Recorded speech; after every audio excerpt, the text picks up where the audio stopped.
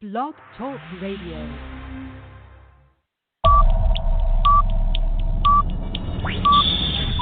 10, 9, 8, 7, 6, 5, 4, 3, 2, 1, 0.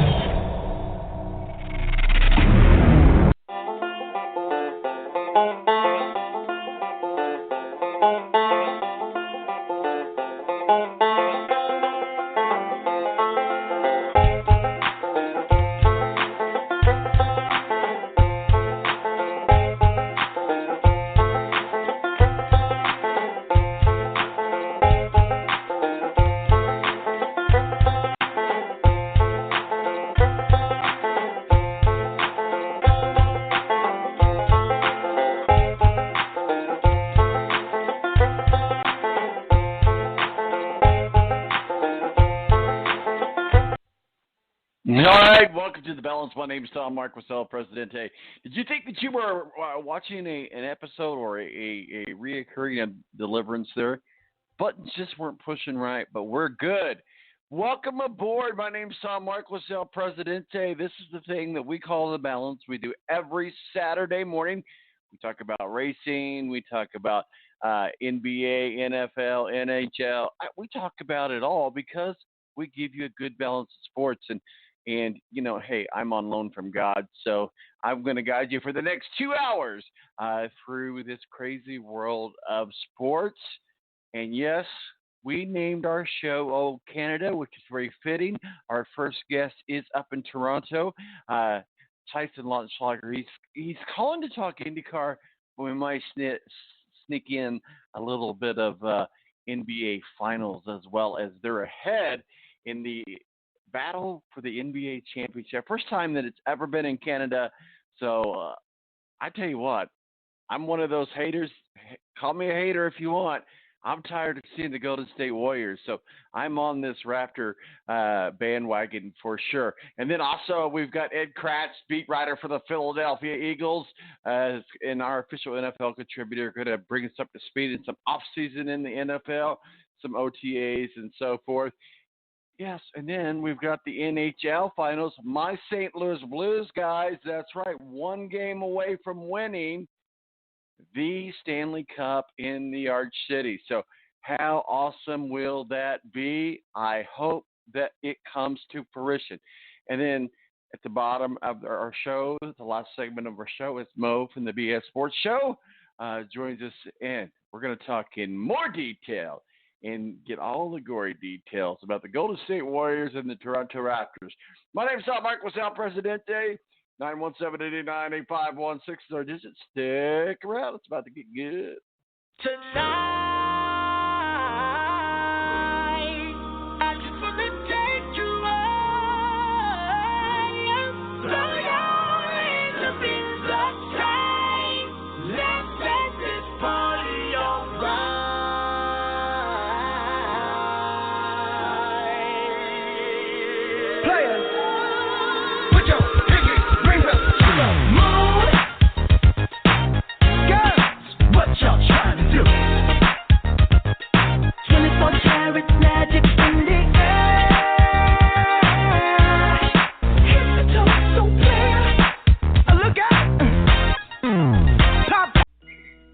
It's double trouble, double the fun at African Safari Wildlife Park in Port Clinton, Ohio. See the largest antelope on Earth, the giant eland, and the ugliest creature on Earth, the African warthog. There's so much to see and do, including the Midwest's only drive-through safari. Feed the animals, see live educational shows, feel the excitement.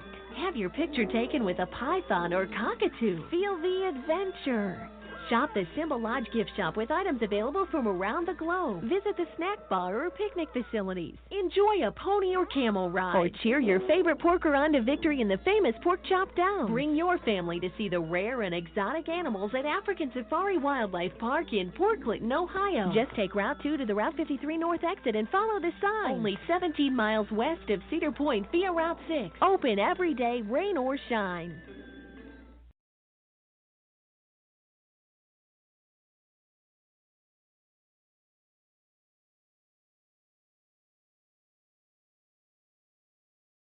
The Air National Guard is a reserve component of the United States Air Force and serves alongside active duty Air Force members in times of a national crisis. In addition, the Air Guard serves the state and local community in a wide range of capacities. The reason people join the Air Guard is as diverse as our members and includes such reasons as a deep desire to serve their country, money for college, travel, new job skills, and the pride that goes along with belonging to the greatest military organization in the world. I joined because I felt a calling to serve my country, but I didn't want to be far away from my family, so the Indiana Air National Guard was a perfect fit for me. With over 95 different career opportunities to choose from and 100% paid college tuition to any state-funded college, why not give us a call? Call 1-800-841-3103 or visit online at goang.com to find out more. Again, that's 1-800-841-3103. The Air National Guard, guarding America, defending freedom. When you don't go to geico.com, car insurance can be confusing. Like Swedish techno confusing. Bark, bark, meow, meow. Dance with me, purple cow. Bark, bark, meow, meow. Ooh, you lovely cow. Geico makes it easy. With 24/7 access, all you have to do is go to geico.com and you could save money on car insurance. It just makes sense. Unlike, Dance with me, purple cow. I like your moves. When you don't go to geico.com, car insurance can be hard. Like early 90s heavy metal hard. I'm yelling and screaming, and I'm loud. Roar. Geico makes it easy. You can review and update your policy or report a claim on geico.com or the Geico mobile app. Because shouldn't we all have a little less stress in our lives? I'm not even upset about anything.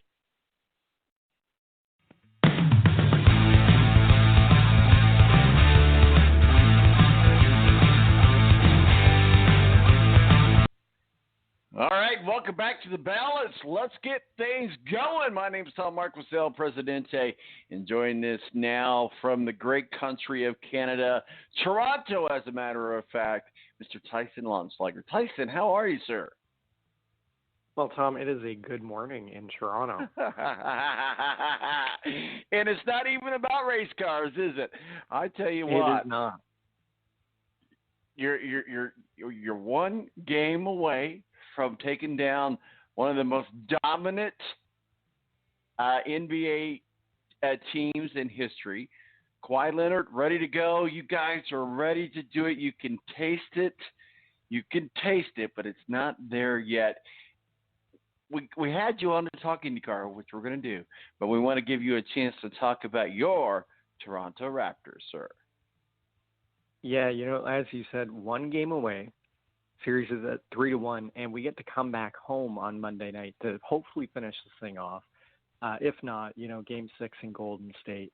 But, the way that this team has performed, a lot of people didn't even think they would make it this far. It was pretty close coming up against the 76ers in the second series. And then, obviously, at Milwaukee, we started that series down 2-0, and we're ultimately able to come back. So, pretty much the ultimate underdogs here, trying to beat the most dominant team over the past, decade or so in the NBA. So to see Toronto this close to a title, which would be its first ever, and really the first major sports title in Toronto since the Blue Jays in '93. So this would be pretty huge if they can pull it off at home on Monday.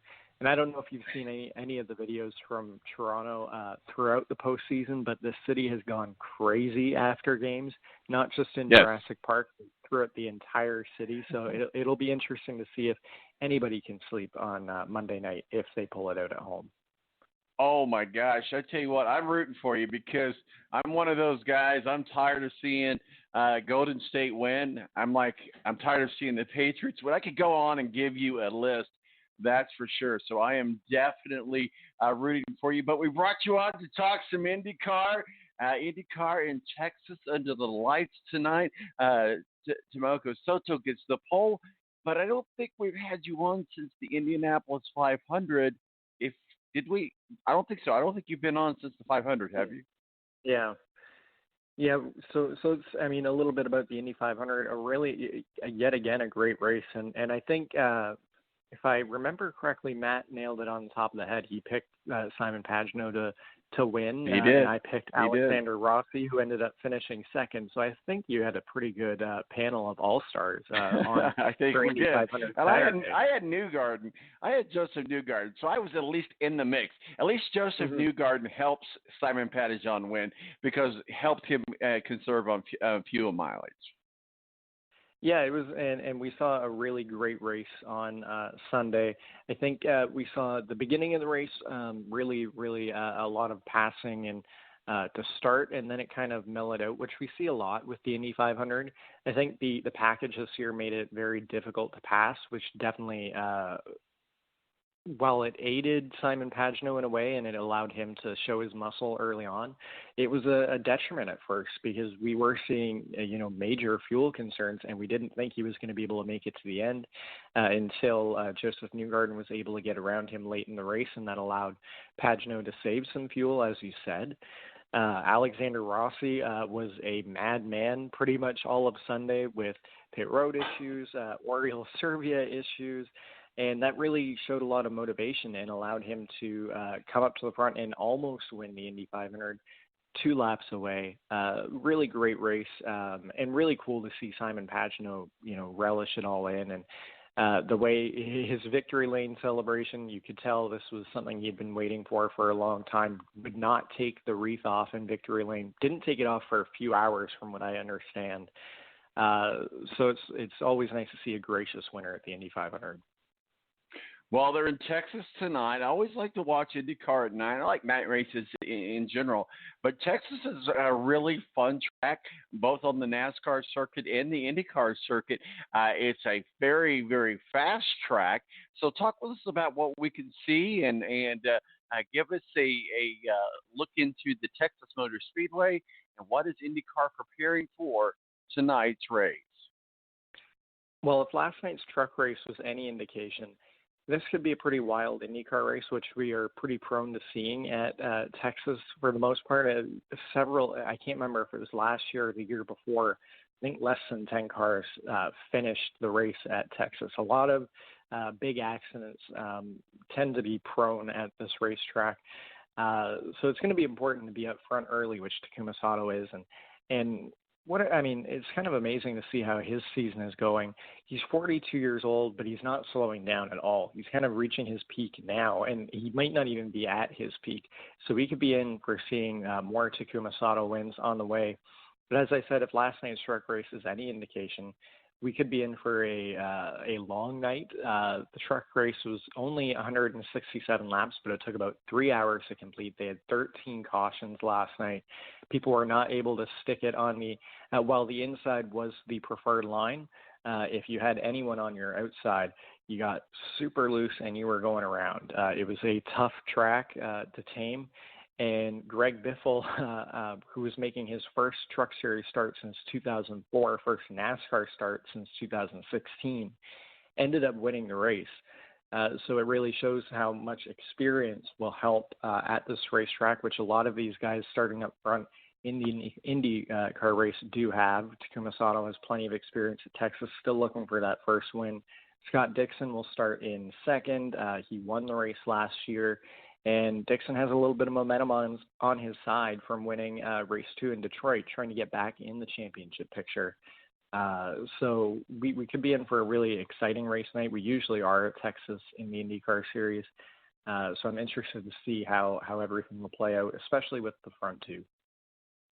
And it's interesting that we see this because we don't see this very often at all, that we see the two racing series intermingle on the same track on the same weekend. What are your thoughts about that? I think we need to see more of it, and there has been some talks about it, and recently some news did come out this week that NASCAR and ISC, they want to make this happen, and SMI, they all want to make this happen and get these doubleheaders going. The problem is nobody wants to take a back seat. Nobody wants to do the Saturday race and be the one that is kind of the second-tier series. So Mark Miles has kind of shut this down for now. It doesn't seem like it's going to happen in the near future, which is a real shame. I think it would be great for the fans